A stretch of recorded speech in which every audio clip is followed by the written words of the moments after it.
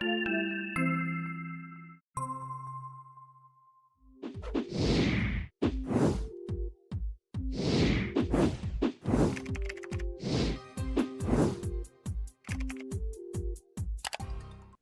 back. Good morning, Richard. Good morning. Happy October Happy, to you. hey, it's October, Yes, right? it is. I'm glad that we're going to have the conversation that we're going to have today because man, there is a lot of information. We'll just call it information out there about all kinds of things. We're going to talk about autism, and so there's a lot of things out there right now about Mhm. autism, and we're going to try to weed through some of that today in a way that hopefully makes sense to some of our listeners because. Um, there's a lot of information, a lot of misinformation, a lot of incorrect information, a lot of oh, I almost said lies, but there's some of those too. So we're going You to can talk say about some of lies. that Yeah. today. Right. Since 2013, I think 2013, the latest edition of the Diagnostic and Statistical Manual came out, and the criteria for this, the criteria and the name changed, how Right. we think about autism. It was put on a spectrum, and we collapsed five different diagnoses into a single diagnosis, autism spectrum disorder. And there's been a lot of conversation since then, since that change. But there's also been as much or more conversation about what causes autism. And this issue of vaccines Hmm. keeps coming up. So we have two different sort of problems to deal with. One is how do we conceptualize this disorder? How do we think about autism? Right. Because we're thinking about it differently. We know the rates have gone up. The rates of diagnostic, the the prevalence and the incidence have both risen. So how do we think about autism and what is the cause or causes? What cause or causes? And as soon as you talk about cause, this issue of vaccines keeps coming up. So we want to talk about the misinformation, Right. correcting misinformation Right. about autism. Uh, Yeah, well, I want to, and quickly, just for people to consider, because yeah, we're going to talk about some of the vaccine stuff and some of the other things that have been really in the media lately. mhm, Um, but just a quick note about how we're defining it and how we're talking about it, just so folks know, and there is a long history of the name, the word autism. mhm, And, just so folks know, the word autism was first used to describe, and this was back in the early 1900s. right, It was first used to describe symptoms associated with schizophrenia. right. And it was these symptoms of schizophrenia where the person tended to turn inward. They tended to turn inward and kind of move away and kind of shun and disengage Mhm. socially with other people. And they were primarily focused on themselves, sort of their own interests, their own needs, their own things, and to a what you would call a disordered level. So they did this at the expense of social relationships and other things.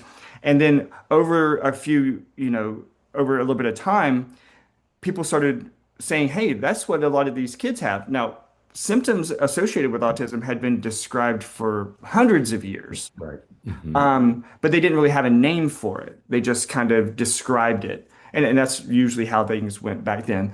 They described it and they didn't really always give it a name, especially when didn't happen all that often. Right. We didn't see it all that often at an extreme level. So in the 1940s, they said, hey, look, there's this group of kids that have these autism symptoms, similar to people with schizophrenia, perhaps, that turning inwards, not the hallucinations, not the delusions, not the paranoia, not all those kinds of psychotic symptoms associated with schizophrenia, but it was just this social communicative piece. And so they started referring to these kids as having symptoms of autism. So autism is a symptom over time, it has, and so autism in that case, we would call it lowercase a autism. Hmm. was a symptom, and over time it became a diagnosis, a capital A, autism. But it is just a cluster of symptoms that we're talking about. And so over the years, since the 1940s, so we're getting like 80 years ago, Right. we started talking about this. Over time, it has been defined, redefined, redefined, redefined many times. And each time, with each iteration of how we're defining it and categorizing it, the prevalency rate increases because we know more about it. There's more information being spread about it, and Mhm. so people are looking for it more readily now. We're much more aware of autism now than we were 40 years ago, and That's right. so that diagnosis is being made much more readily, and the diagnostic criteria is easier to meet now than it was even before 2013 when the new DSM came out. So Right. all of these things contribute to this increased prevalence. It has nothing to do with we don't even know really that it's occurring more now than it did back then. All we know is that it's being diagnosed more now than it was then. That's all Well, the prevalency rate tells us. All the right. prevalency rate tells us is that it's being diagnosed more, not necessarily that it's present more. Hmm. Yeah. Until 2013, we had five diagnoses, five separate diagnoses. Well, now we've collapsed all five into one. So, of course, it's going to look like there are more. Um, so, so yes, there are more. There are higher numbers of higher prevalence rates. The incidence has risen, and the way we think about it keeps changing over time. There was a time when we used to call these refrigerator children, and Right, and and we blamed mothers. right. And we're going to talk about Tylenol in a second because there was a time when we blamed mothers for this, that they were cold, that they were, icebox or refrigerator mothers. And these kids sort of withdrew and they started to show these symptoms of withdrawal and a lack of social interaction because their mothers didn't play with them enough. They didn't interact with them enough when they were babies. So the concept, the idea, the definition of autism has changed. And we struggled to figure out what causes this disorder. Now, that brings us up to the present. And the present, the world we live in right now, or at least the country we live in right now, we're living in a time when science is under attack.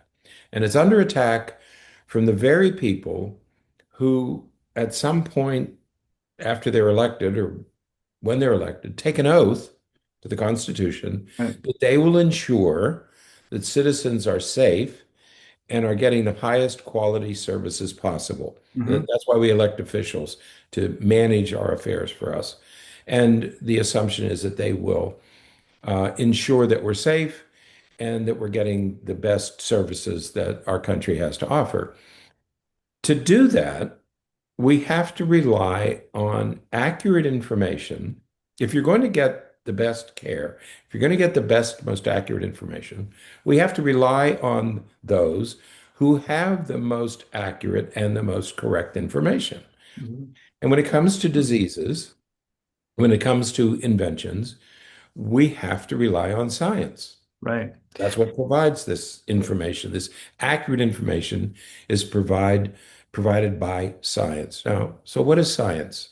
Well, as we're getting into this, I do think it's important that the one of the surprising things, I think it's surprising for me at least, and I think for you as well, is that while you just did a nice job of talking about elected officials, it's surprising to me how many people seem to be anti-science and kind of pushing back against the rigor of science who are scientists, who Mhm. are people who've Whoosh. done some of this research or has looked at some of these things, and they are disregarding decades of research that has demonstrated one thing and focusing instead on a few observational studies or a few pieces of data that are outliers that are not consistent with all these decades of research.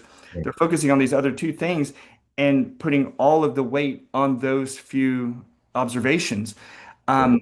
that is not how science works. Right. Science is a systematic method. And when I taught research methods and design, we took this definition of science Mhm. research and we dissected it. Like we spent almost an entire class session on just the definition of what science and research is, because it is a systematic method of understanding the world that is based on observations, experimentation, and exploration and analysis of what we're observing, and in an attempt to better understand why we see what we see. That's right. And when we do that research, and you and I have done research, um, you do that research and you present it, you publish it so that other experts can review it and analyze it and criticize it and say, I don't think this is right. I think you did this wrong. I think you did this right. And also replicating each other's work. It's not just, I don't just do a study and people, no, it's criticized by other experts in the field to make sure it's accurate. Well, and the whole, and people who haven't done research maybe don't quite understand this, but the whole purpose of research isn't to prove something. Right. Hmm. The goal of research, like when you do a statistical analysis of something, you're not doing a statistical analysis to prove something. Your analysis is actually to disprove it. You're Right. actually doing an assessment to try to prove that your idea is wrong. Hmm. If Hmm. you can't prove that it's wrong, then you say, okay, the data support my this hypothesis. Here are other researchers. Here is my hypothesis. Here is what this theory is that we developed and we found from this research study. Right. See if you find the same thing. Right. And And that is the purpose of research. And we're working on it together and we're criticizing each other's work and we're making sure that we get as close to the right answer as we can. We can Right. never know anything that well, but we get as close to the right answer as we can possibly get. Now, this is a very rigorous undertaking. This is people say, well, I do my own research. People like to say, I do my own research. No, going to the internet and reading articles is not doing research. Right. Research is what scientists do, it's what researchers do. Research is hard, it's painstakingly slow, and you put it out there for others to criticize. It's not just an idea. No, you put it out there for others to criticize. Right. Uh, when Salk created the polio vaccine, that took a lot of painstaking work to Right. develop that vaccine. Right. Um, you don't just, sit down and conjure up some idea. So going to the internet, you're not doing research. What did you call it? We talked about this earlier in the week. It's, You're gathering information. information gathering, which Yeah. is a component of research. That's Right. one of the first steps of research. But Mhm. there is an entire process that happens after that that Right. actually constitutes research. So, yeah, gathering information isn't research. Mhm. It's gathering information. And people, like you said, people who come in and say, "Well, I've done my own research and this is what I think." No, Mhm. no, you have read what other people have said, Right. and just to be critical, you have read what other people said based upon the algorithm in your Google search that came Mhm. up with the articles that you found. Right. I am sure, Right. and there is plenty of evidence that if you do a search and I do a search, we are going to come up with different things. The more alike we are ideologically, the more similar there's going to be, of course, because that's the way the algorithm works. But, what comes up on my TikTok feed is different than what comes up on somebody else's TikTok feed.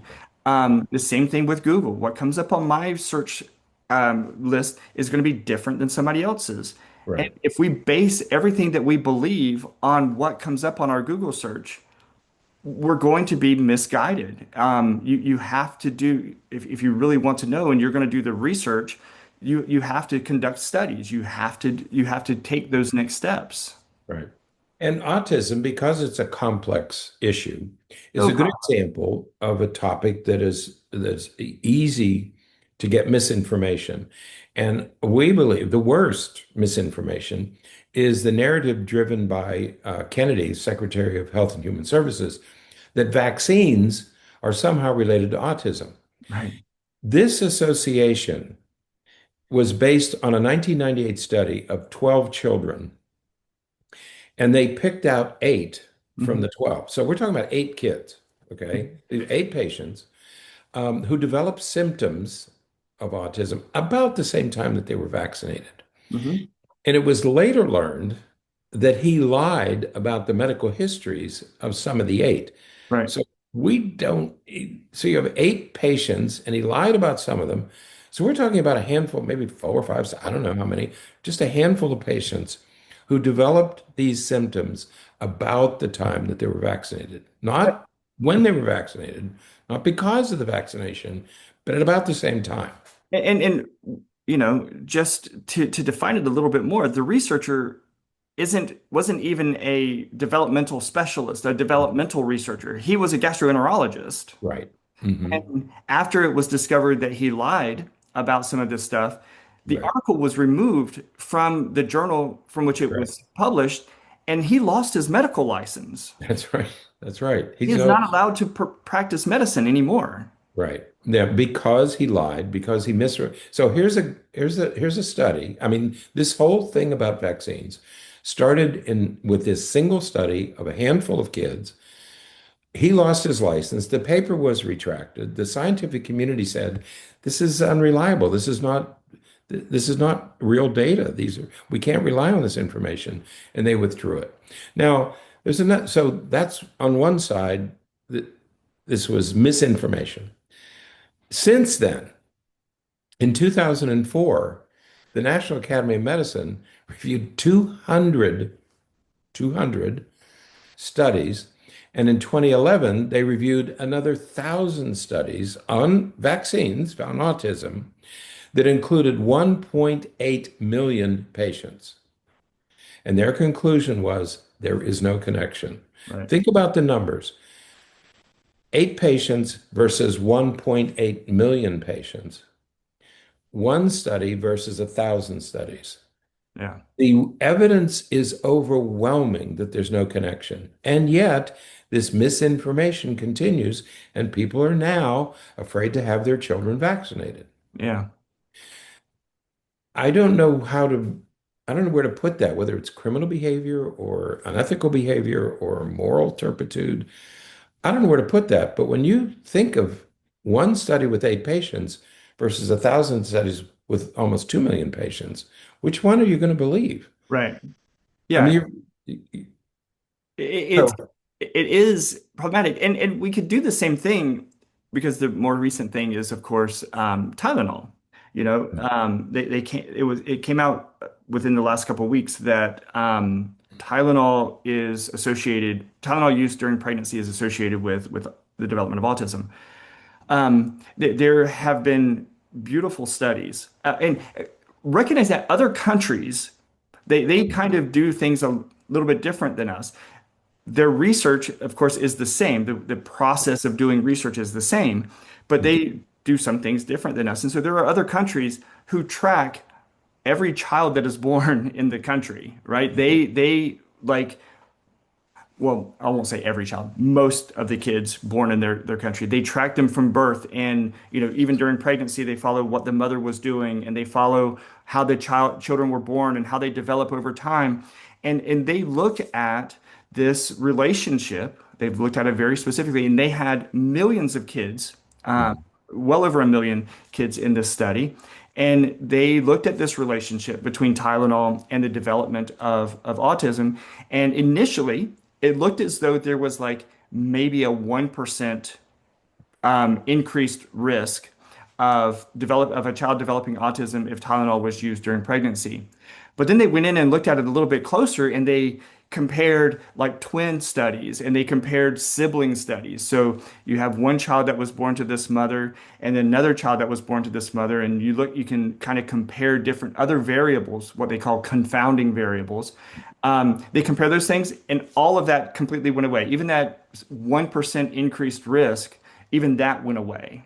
right. So again, millions of kids looked at in this study, and nothing. It is not there, and it's so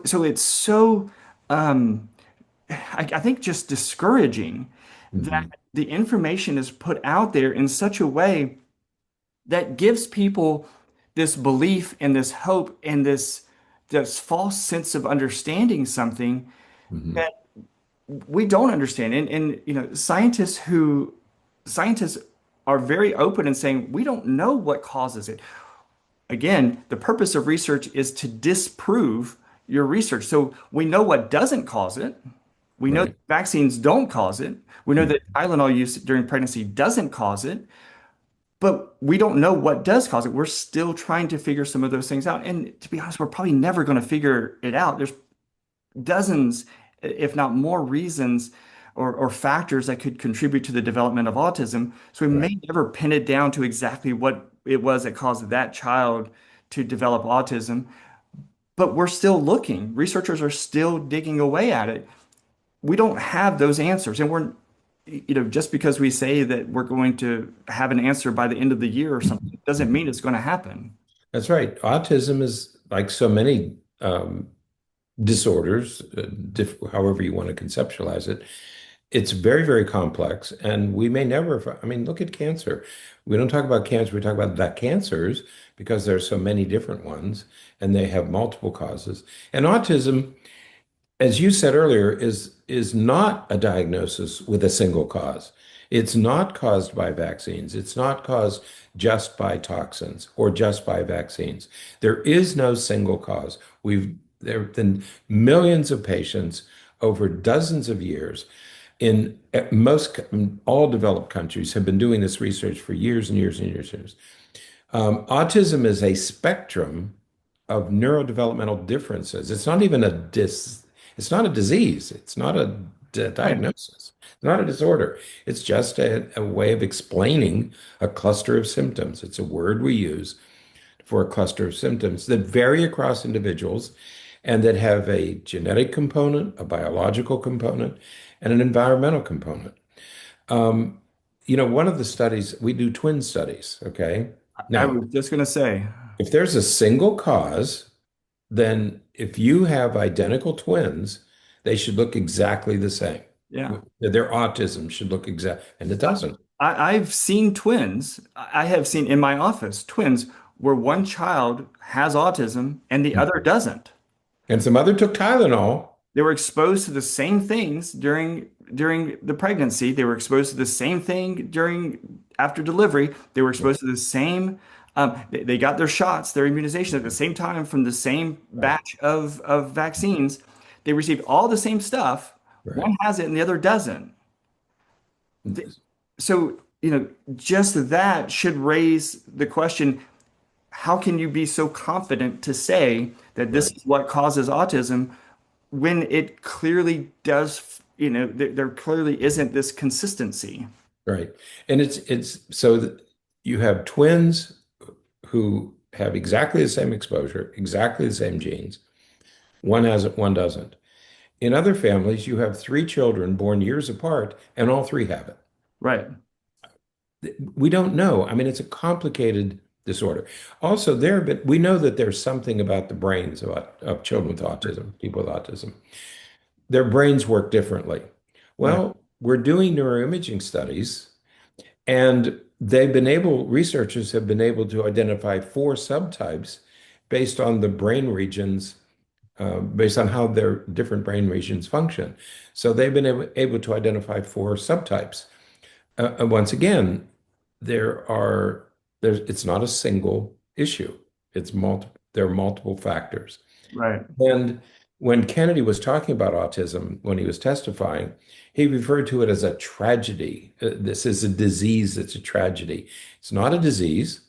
It's a it's an explanation, and it's not a tragedy for people who. I mean, how do you say that a person with autism is a tragedy? This goes back to the days when we blamed mothers for Right. being refrigerator parents. I mean, we blame mothers for taking Tylenol. Once again, can you imagine if you have a child with autism and that mother took Tylenol, that she caused this in her child? I mean, Right. imagine the Guilt. implications of that. Yeah. Um, and then he's talking about having this national registry of people with autism so we can track them over time. And as a result of that, people with autism or who are thinking that they might have autism are not being evaluated Right. and they're not seeking treatment because they're afraid that they might end up on a database, on a registry. Which is what really concerns me because again, if we want to think about how people are now talking about research, um, what happens then is we make this announcement, and I know this is highly almost conspiratorial, but but you can see how these dots connect. You make these announcements about the connection between autism and Tylenol, autism and immunizations. You have situations like they have here in Florida where the people in charge in their infinite It's called a wisdom surgeon general. have made decisions to to remove the mandate for vaccinations for Right. school children, meaning that kids can now that now parents do not have to even have a reason. Usually you would have to have some kind of cause, religious cause or something like that to refuse vaccinations. Now parents don't have to give their kids vaccinations, and schools have to accept students whether they have vaccinations or not. Mhm. So we've removed those things, and so presumably fewer kids are going to be vaccinated, fewer kids are going to be exposed to Tylenol during pregnancy because of these claims. But because of the fear of this registry, because of the fear of some of these things, fewer people are going to seek treatment and seek diagnoses. And so the number of diagnoses are going to just go down because people, not because the prevalency rate has decreased, not because people don't have the symptoms, but because they're not seeking an evaluation because they don't want to be put on a national registry. Right. But if you just look at those numbers, it's going to look like, oh, look, we took away the vaccine mandates. We encouraged people to stop taking Tylenol during pregnancy, and the numbers went down. Mhm. So we found a solution to Right. autism. That's not, again, that is not research. That is an observational Mhm. assessment of data.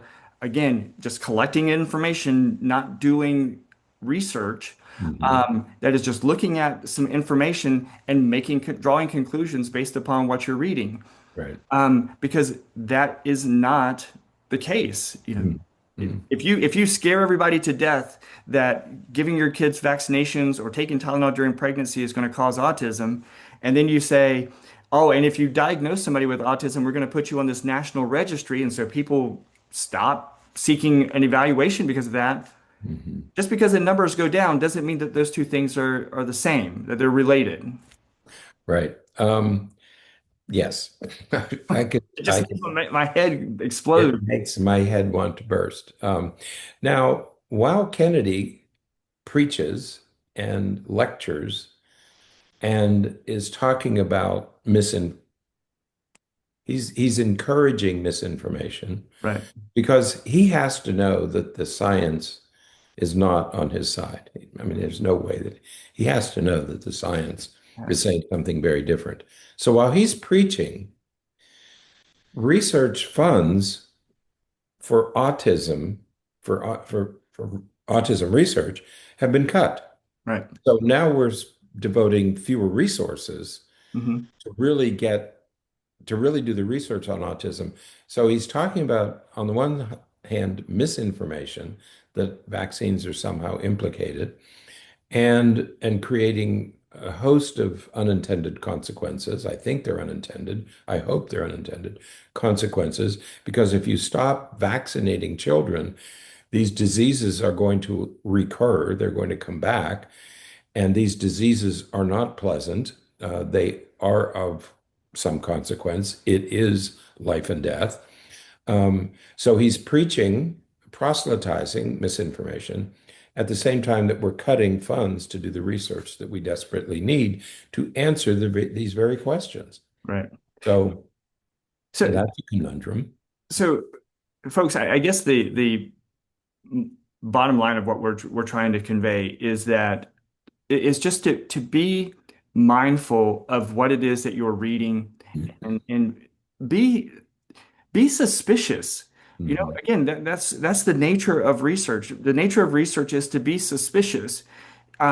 If somebody says, I have the answer to why something happens, your first inclination should be, I doubt that.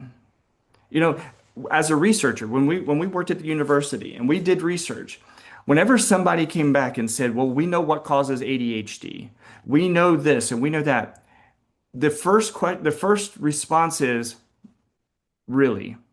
I doubt that. Let me see what you did, and let me see if I can find the same thing. If I do the same study, if I do the same procedure that you did, do I get the same results? And if I get the same results, I'll start to maybe believe you. But then let's see if somebody else gets the same results again. Hmm. That is how research works. It is not this idea of just cherry picking a few studies that point in a direction that support this idea that you have, Hmm. and then saying this is evidence, this is proof, this is it. Um, I wish that we knew. I wish it would be so much easier if this stuff was true, Right. because then we could prevent it and it would never happen again. Yeah. But But but it's not. to clarify, if you are a scientist working in a field like ADHD, Right. it is your obligation to question. Yeah. It's your obligation to reproduce those studies, to replicate those studies, to question the analysis, to question the data.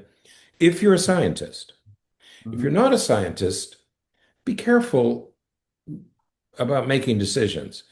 If you have 1,000 studies and 2 million patients coming from several different countries, Mhm. it's pretty sure bet that they're close to the truth.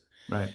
So when reputable organizations, the American Academy of Pediatrics, the American Academy of whatever, these medical schools and Mhm. professional organizations, when they come out with a recommendation, Right. like have your children vaccinated, Mhm. I would not question them. Right. Don't question the experts. Right. Question the quacks. Well, Question the non-experts. right. Kennedy says something. When Trump said, don't take, question that. Don't question the people who are doing this research and providing us with accurate information. Right. And my goodness, if you just need evidence for that, just realize that, ask yourself this question. Were you vaccinated? Did your mom take Tylenol when she was pregnant with you? Probably. And if Mhm. so, why don't you have autism? Right. If that's what causes it, and again, that this is the word that they're using. They're using the word causes. Mhm. If they're saying that it causes it, if you had your immunizations, and if you had um, you had early exposure to Tylenol, why don't you have autism? Several hundred million people have been vaccinated. Yeah, Several hundred million people don't have autism. right. So just I don't know. I just keep coming back to be suspicious. It's Right. just But don't be suspicious of the real research that right. the experts are doing. Be, Don't, be don't suspicious. question, Be suspicious of the people who say they have the absolute answer. right, that they know this stuff. Right. Because And the elected officials are typically not research scientists. right. So They're politicians who want to tell you something and want you to believe something. So right. be careful about questioning real science. Absolutely. All right. Whew, that's it for today. Um, I am certain that we'll be talking more about this because I just this week I had a number of patients that we were talking about these same concerns and issues, and so we'll keep talking about it. Yeah, vaccination rates are really dropping in Florida. It's And we concerning. don't know, we don't know what's going to happen as these kids expose these diseases to each other. Yeah. Yeah. They're bound to come back. I mean, but so I think Absolutely. we need to be very, very careful. Absolutely. All right. That's it for today. Until next time, stay happy, stay healthy, and forget to be afraid.